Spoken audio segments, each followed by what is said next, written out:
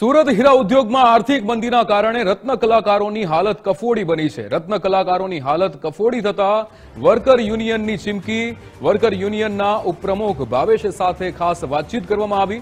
રત્ન કલાકારોના હિતમાં હવે સરકાર નિર્ણય લે। શ્રમ અને રોજગાર સહિત ઉદ્યોગ મંત્રીને પત્ર લખી સહાયની માંગ કરી છે। મોંઘવારીની માર વચ્ચે રત્ન કલાકારોના પગારમાં ઘટાડો થયો છે। હીરા ઉદ્યોગમાં મંદીના કારણે રત્ન કલાકારોની આર્થિક સ્થિતિ એ દયનીય બની છે।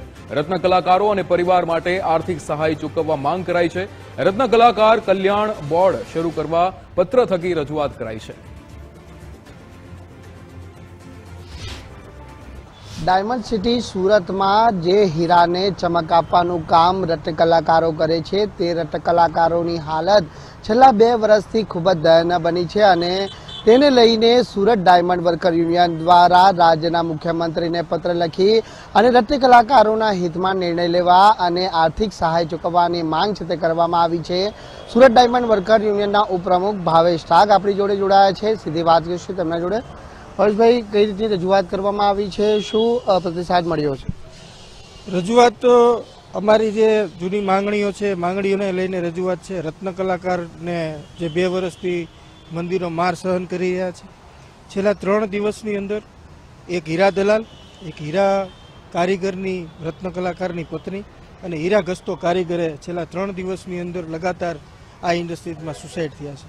સુસાઇડના આંકડા વધી રહ્યા છે, કારીગરોની પગાર ઘટી રહ્યા છે, મોંઘવારીનો દર વધી રહ્યો છે। તો આ સુરતની અંદર કારીગરો પોતાનું ઘર ગુજરાન કેવી રીતે ચલાવે એ બાબતે અમે રજૂઆત કરી કે ગુજરાતની અંદર ગુજરાતના વિકાસમાં મહત્વનો ફાળો રત્ન કલાકારનો છે। વિદેશી ઉડિયામયને કમાઈને લાવતો આ હીરા ઉદ્યોગ છે। આ હીરા ઉદ્યોગને સુરતને ટકાવી રાખવાની અંદર રત્ન કલાકારોનો ફાળો છે। તો રત્ન કલાકારો માટે આર્થિક પેકેજ જાહેર કરો। ગાંધીનગરમાં જે ગઈકાલે અમે રજૂઆત કરી હતી સીએમ કાર્યાલયમાં, શ્રમ અને રોજગાર મંત્રીના કાર્યાલયમાં અને ઉદ્યોગ મંત્રીના કાર્યાલયમાં। ઉદ્યોગ મંત્રી પણ આપણા સુરતના જ છે, સુરતની સ્થિતિને ખૂબ જ સારી રીતે જાણે છે અને ઇન્ડસ્ટ્રીઝના લોકો સાથે એનો સંવાદ પણ છે। તો રત્ન કલાકારો માટે આર્થિક પેકેજ જાહેર કરવામાં આવે, આત્મહત્યા કરનાર રત્ન કલાકારોના પરિવારને મદદ કરવામાં આવે અને રત્ન કલાકાર કલ્યાણ બોર્ડની સ્થાપના કરવામાં આવે, વ્યવસાય વેરો નાબૂદ કરવામાં આવે। આ માંગણીઓ સાથે અમે કાલે ગાંધીનગરની અંદર સીએમને અને શ્રમ રોજગાર મંત્રીને અને ઉદ્યોગ મંત્રીને રજૂઆત કરી હતી। આવનારા દિવસોની અંદર અમે આપના માધ્યમથી કહેશું કે રત્ન કલાકારોને જાગૃત કરવામાં આવશે। જે સુરતની અંદરથી જે પાર્ટીનો પાયો નખાણો છે એ પાર્ટીના પાયાને અમે રત્ન કલાકારોને સમજાવવાના પ્રયત્નો કરશું કે જે રત્ન કલાકારો થકી આજે ગુજરાતની સત્તાની ઉપર બેઠા છે એ સત્તાને ડગમગાવી નાખવાની પાવર પણ રત્ન કલાકારોમાં છે।